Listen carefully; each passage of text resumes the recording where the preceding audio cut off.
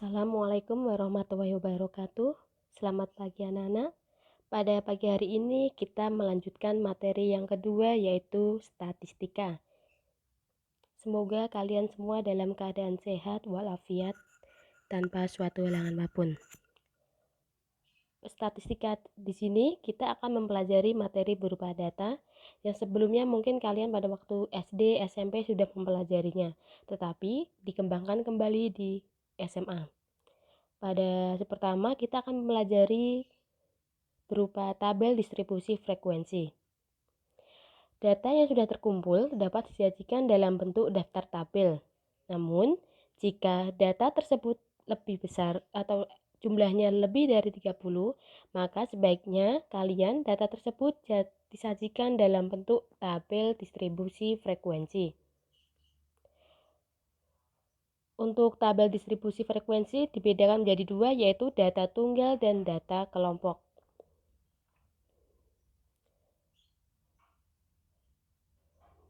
Perhatikan contoh berikut. Di sini ada data berupa berat badan 40 siswa SD Merdeka dalam satuan kilogram. Di sini ada data 32, 33, 34, 35, 36, 37. Maka dapat dibuat menjadi tabel distribusi frekuensi tunggal dengan menuliskan data tersebut sebagai berat badan, kemudian turus. Turus itu nanti jumlah datanya dan banyak anak yang disebut dengan frekuensi. Di situ kita hitung 32, ternyata 32 di sini ada 6 anak. Maka untuk menuliskan turusnya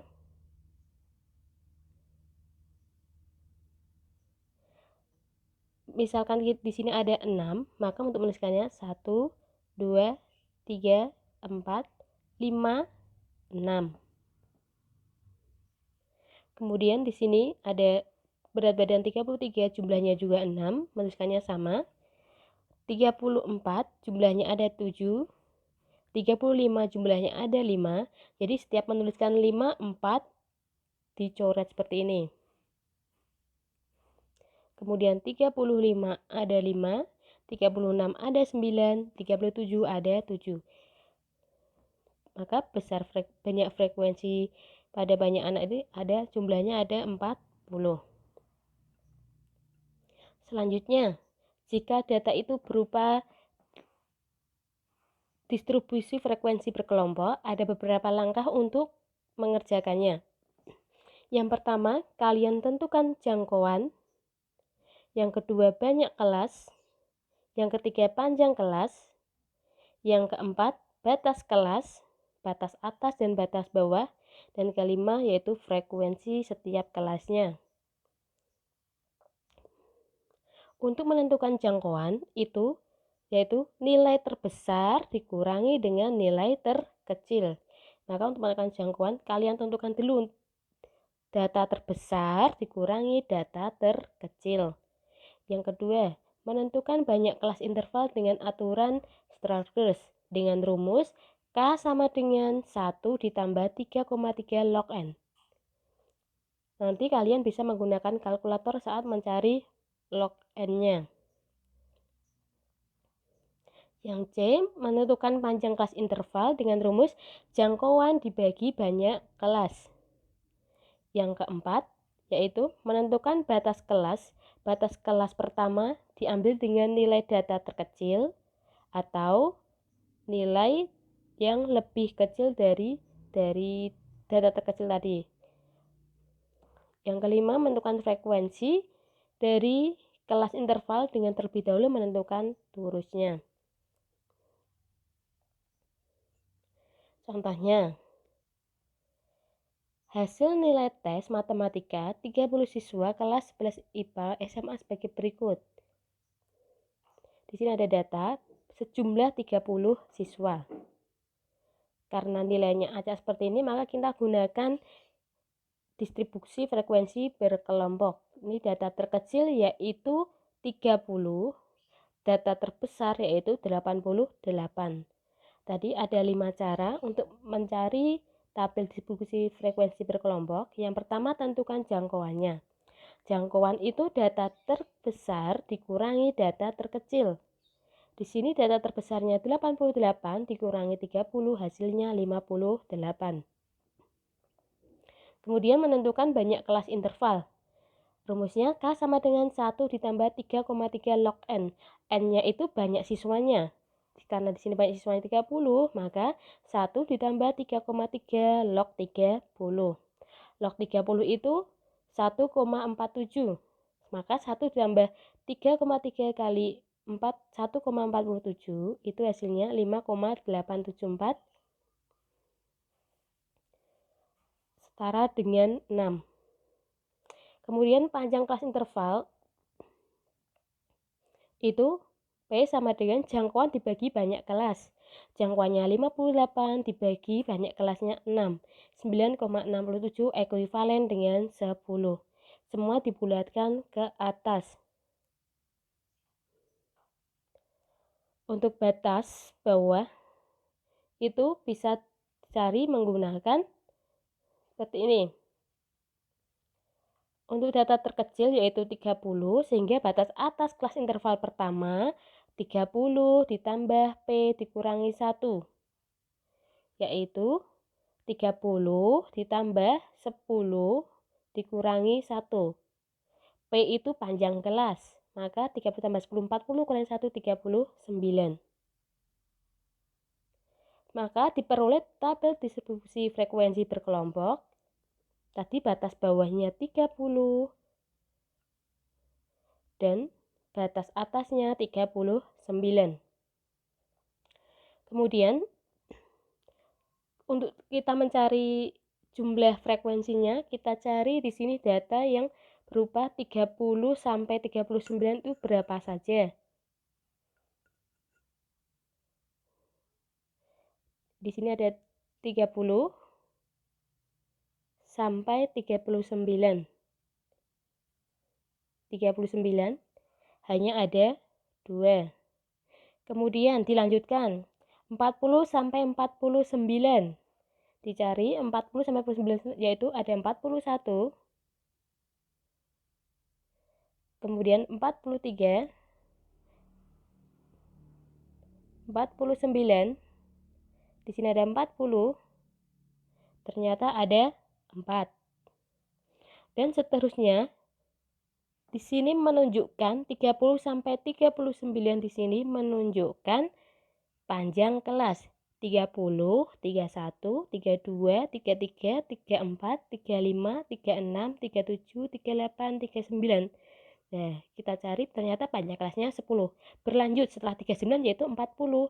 40 panjangnya 10. Cari lagi 40, 41, 42, 43, 43 dan seterusnya sampai panjangnya 10.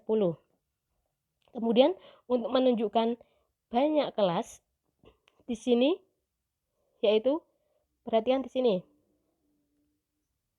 1, 2, 3, 4, 5, 6. Jadi ini menunjukkan banyak kelas. Yang di sini menunjukkan panjang kelas. Kemudian yang di sini itu batas bawah, yang di kanan batas atas. Kemudian kalian tentukan frekuensinya sesuai data di sini. Ternyata batas bawahnya 30, kemudian batas atas 39. Kemudian untuk menentukan tepi bawah, tepi atas, untuk menentukan tepi bawah itu yang batas bawah dikurangi 0,5. Kalau tepi atas itu batas atas ditambah 0,5. Kemudian kita lanjutkan materi selanjutnya yaitu histogram dan poligon. Histogram di sini merupakan diagram yang terdiri batang-batang yang saling berimpit. Untuk membuat histogram hanya perlu menyesuaikan nilai rentang kelas untuk tepi bawah dan tepi kelas atas setiap kelas dengan nilai frekuensi yang sesuai dengan data. Tadi sudah saya jelaskan untuk menentukan tepi bawah itu batas bawah dikurangi 0,5, sedangkan untuk menentukan tepi atas, batas atas ditambah 0,5. Dari histogram nanti kita bisa menggambarkan polygon frekuensinya pada histogram tersebut. Caranya dengan menarik garis melalui titik-titik dengan sisi atas tiap batang pada histogram. Untuk menentukan nilai tengahnya yaitu setengah dari tepi bawah ditambah tepi atas. Misalnya di sini ada tabel daftar distribusi frekuensi nilai ulangan matematika sebagai berikut. Nilai 54 sampai 60 itu frekuensinya 4. 61 sampai 67 nilainya 9. 68 sampai 74 frekuensinya 15. 75 sampai 81 itu frekuensinya 12. 82 sampai 88 frekuensinya 5, sedangkan 89 sampai 95 frekuensinya 3. Kemudian untuk membuat histogram, kita hanya untuk menentukan tepi bawah dan tepi atas. Maaf, di sini tepi atas.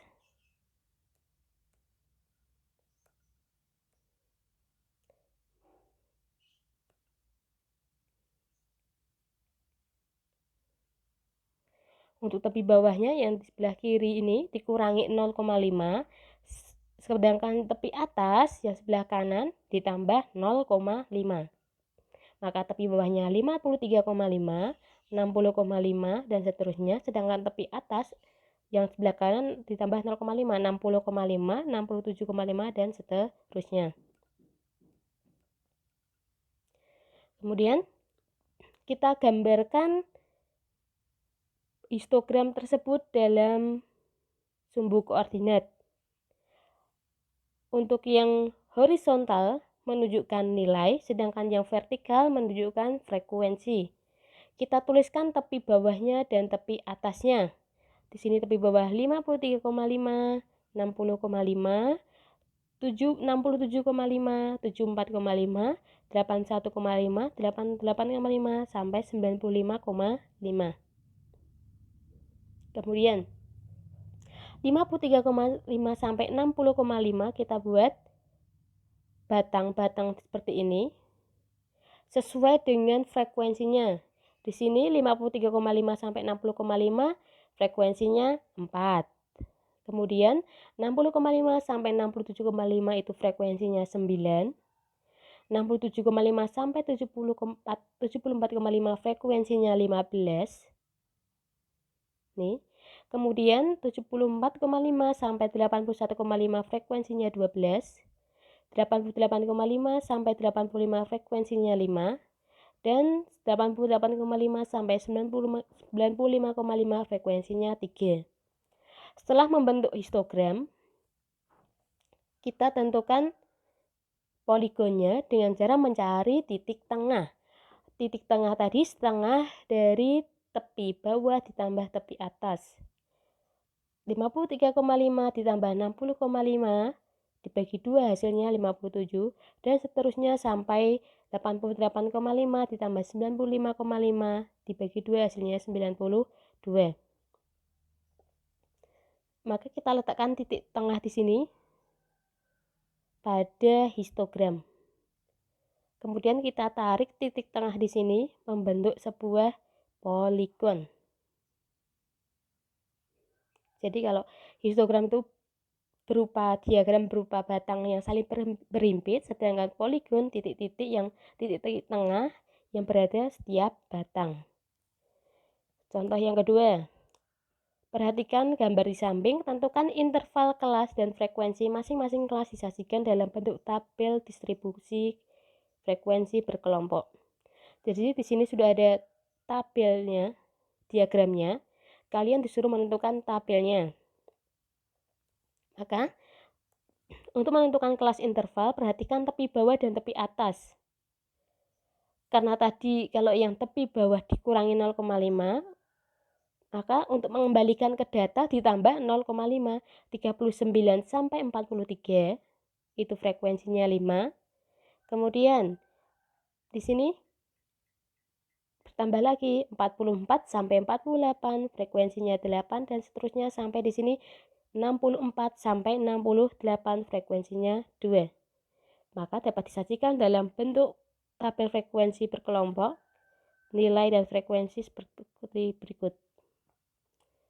Sekian penjelasan dari Punti. Apabila ada kata-kata yang kurang berkenan, saya mohon maaf. Selamat belajar. Wassalamualaikum warahmatullahi wabarakatuh. Selamat pagi.